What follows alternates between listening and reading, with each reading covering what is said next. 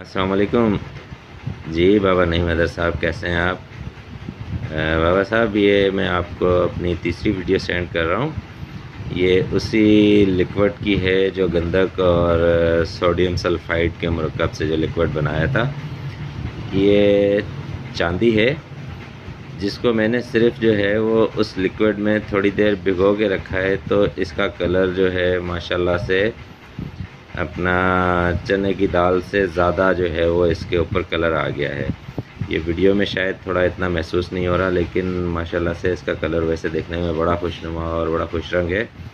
मैंने कहा चलें ये आपकी नज़र में वीडियो करूं ताकि सब दोस्तों को भी जो है वो इससे आगे के मामलात का जो है वो कुछ पता चले। ठीक है बाबा साहब, बहुत शुक्रिया। बहुत ज़बरदस्त अमल है, बहुत ज़बरदस्त जो है ये आपने तेल बयान फरमाया है। बहुत लाजवाब चीज़ है माशाल्लाह।